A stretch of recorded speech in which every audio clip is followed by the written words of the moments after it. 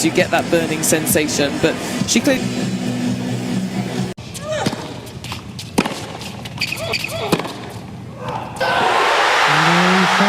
Set 2, 1, set 3, 5-7, set 4.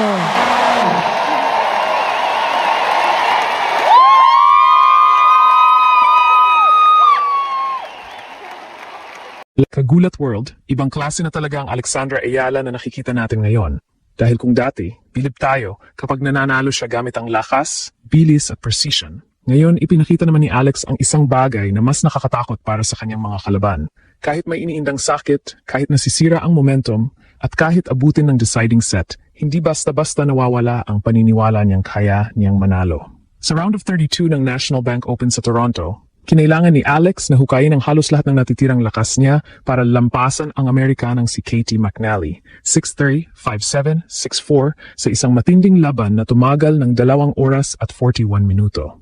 At dito naging dramatic ang lahat. Sa second set, habang lamang si Alex 3-2, kinailangan niyang humingi ng medical timeout dahil sa discomfort sa kanyang right ankle. Nilagyan pa ito ng tape at kitang naapektuhan ang kanyang galaw. Nakakuha ng momentum si McNally, nakabawi at kalaunan ay nakuha ang second set upang dalhin ang laban sa decider. Pero dito natin nakita kung bakit nakakatakot na si Alex. Hindi dahil hindi siya nasasaktan, kundi dahil kahit nasasaktan, bumabangon siya. Sa third set, si Alex pa ang unang umatake. Agad niyang binreact si McNally, nagtayo ng 2-2 advantage, at pagkatapos noon ay hindi na niya hinayaang mabawi ng Amerikana ang kanyang serve. Tinapos niya ang laban, 6-4. 7 sunod na singles victories na ngayon para sa Filipina sensation, at mula Wimbledon ay nanalo na siya sa 10 sa kanyang huling 11 matches. Mga kababayan, hindi na lamang talento ang problema ng mga kalaban ni Alex ngayon. Pati puso, tibay at refusal to lose. Kailangan na nilang katakutan. Kung gusto nating malaman kung gaano nakalaki ang ipinagbago ni Alex bilang isang elite-level player, huwag lang nating tingnan ang mga winner niya, ang kanyang forehand, o ang kanyang ranking. Tingnan natin kung paano siya tumugon kapag hindi pabor sa kanya ang sitwasyon. Dahil hindi biro ang kalaban niyang si Katie McNally. Bago pa makaharap si Alex, gumawa na ng malaking ingay ang Amerikana matapos talunin ang reigning Wimbledon champion na si Linda Noskova, 7-6, 6-1. Galing pa si McNally sa 5-1 deficit sa opening set bago gumawa ng napakalaking comeback. Ibig sabihin, alam ni Alex na kaharap niya ang isang player na hindi rin basta sumusuko. At sa simula pa lamang, pinahirapan na siya nito. Nakalamang si McNally ng 3-1 sa first set matapos makakuha ng 2 breaks. Ngunit dito, unang ipinakita ni Alex ang kanyang adjustment. Imbes na pilitin ang malalaking palo at mabilis na winners, pinahaba niyang rallies. Inalis niya si McNally sa comfort zone nito, lalo na sa net, kung saan napakadelikado ng American. Unti-unting nabago ang rhythm ng laban. At mula 1-3, 5 sunod na games ang kinuha ni Alex. Biglang naging 6-3 ang first set. Ito yung klase ng pagbabago na hindi lang technical. Mental din ito. Nung mga nakaraang taon, kapag nagkaroon ng rough start ang isang batang player, minsan napilitan siyang maghabol ng winner pagkatapos ng winner. Pero ngayon, mas patient na si Alex. Marunong na magbago ng pattern. Marunong na maghintay. Marunong nang gumawa ng paraan. Pero ang tunay na pagsubok dumating sa second set. Lamang si Alex, 3-2, nang kailangan niyang humingi ng medical timeout para sa kanyang right ankle. Nilagyan ito ng tape habang kitang sinusubukan niyang alamin kung kaya pa niyang gumalaw ng normal. May reports ding nagsasabing napapansin na ang reaction niya sa ankle mula pa sa first set. At sa tennis, napakalaking bagay niyan. Kailangan mo ng explosive first step. Kailangan mong makapag-slide, makapagbago ng direction, at makatakbo mula baseline papunta sa bola ng walang hesitation. Kapag may iniisip kang ankle, kahit maliit na discomfort lamang, pumapasok yan sa utak. Safe ba akong tumapak? Kaya ko bang humabol? Paano kung lumala? At parang naramdaman ito ni McNally. Matapos ang medical timeout, nakakuha ng 2 sunod na games ang Amerikana at umabante sa fourth third. Tinanggal din kalaunan ni Alex ang tape, ngunit ayon sa match report ay tentative pa rin ang kanyang movement. Nakabawi pa si Alex at umabante ng 5-4, pero 3 sunod na games ang kinuha ni McNally upang kunin ang second set, 7-5. At dito pwedeng bumagsak ang isang player. Masakit ang ankle. Nawala ang second set, may momentum ang kalaban. Mahaba na ang laban. Pero mga kababayan, dito lumabas ang bagong Alex. Sa opening game mismo ng deciding set, siya agad ang bumira. Break agad, then hold. 2-0 Alex. At para sa akin, yun ang isa sa pinakamahalagang sequences ng buong laban. Kasi hindi niya hinintay bumalik ang confidence. Siya mismo ang gumawa ng paraan para bumalik ito. At simula noon, parehong nag-hold ng serve ang dalawang players hanggang dulo. Ibig sabihin, ang early break na iyon ni Alex ang naging separation.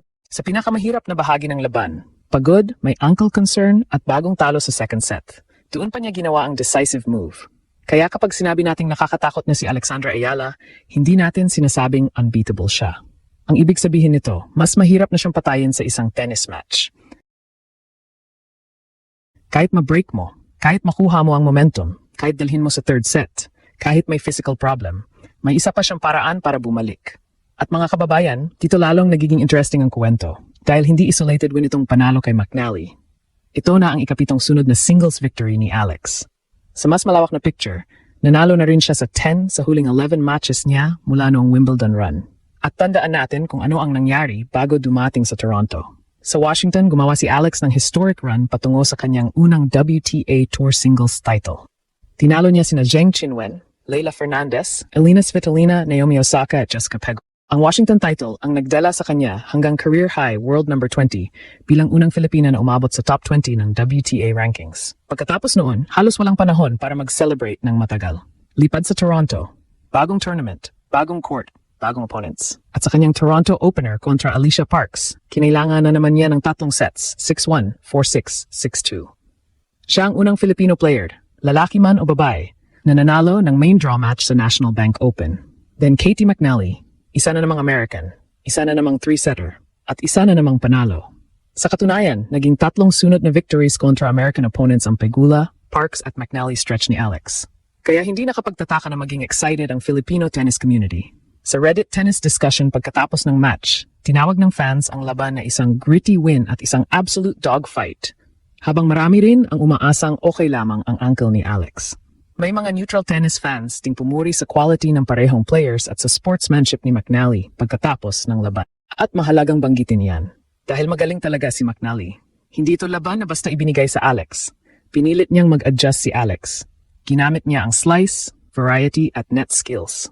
Pinilit niyang kumilos ang Filipina kahit may nararamdamang discomfort. Pero sa huli, nakahanap pa rin ng paraan si Alex.